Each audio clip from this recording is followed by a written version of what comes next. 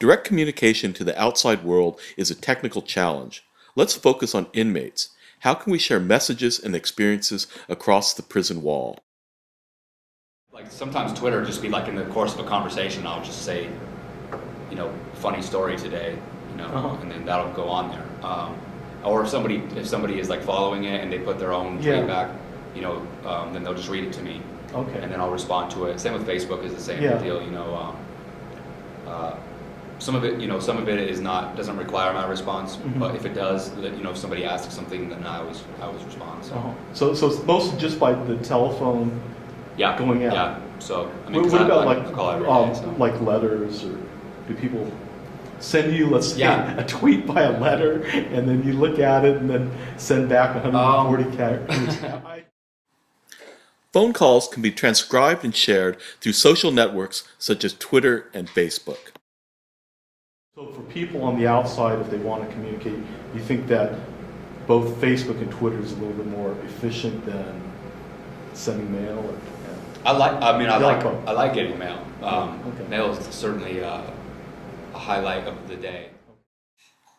We thank Eric for participating in the Boulacard project and introduced him to Delia, a transmedia sculpture. Well, let's try it. And so it was a stone sculpture. We actually took off river stones and put an RFID tag on it, and the guy re-cemented it. So you truly couldn't see the tag, right? And he went up and he first typed in rockin', and then he voiced in peace because he's having problems typing. So it came out to peace, like a peace sign. And he goes, it's spelled wrong. And I said, that's fine. So we wrote that onto the sculpture. Well, about 4 days later, I said, well, I should probably check and make sure it's working. Well, I went up, took my cell phone, put it up there, and I forgot, but Google, they update their software. I had heard that they actually incorporated, it's called RFID, or NFC is near field communication, into their program. And sure enough, held it up, and then Google Plus, it's a circle network, also appears. And then all I did is just push a button, touch it, and immediately that message from the sculpture went to circles that I've identified. So circles of friends, circles of relatives, or bigger circles. And once it was there, then it was very easy for me then to, let's say, move it from Google Plus to Facebook to Twitter.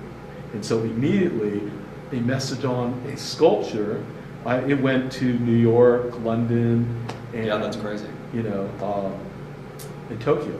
I mean, within a minute after I figured it out. Yeah. So it is possible to share voices, and so part of this project, I'm calling it the hidden voice, because it's not really apparent that something like I can write into 3/4 of an inch of solid granite, that you could actually leave a message in solid granite, but you can't. Right, which is a cool concept. And you can actually play it back via a cell phone. You can put your cell phone on and play back a video. And you could imagine if this technology was actually in the Vietnam War Memorial, because people could go up and, let's say, look up their relative's name, their son's name, and then leave a personal message. And it might only be important to that father or mother, but it would be extremely important. Or or anybody else that came up to it would be able to. Yeah. So the next person, other people that talk to him, and then it would be like a community type thing. Yeah. Yeah, that would be sweet. Please leave a message for Eric. As a juvenile, he was sentenced to life in prison without parole. Uncover and listen to his hidden voice. Eric is innocent.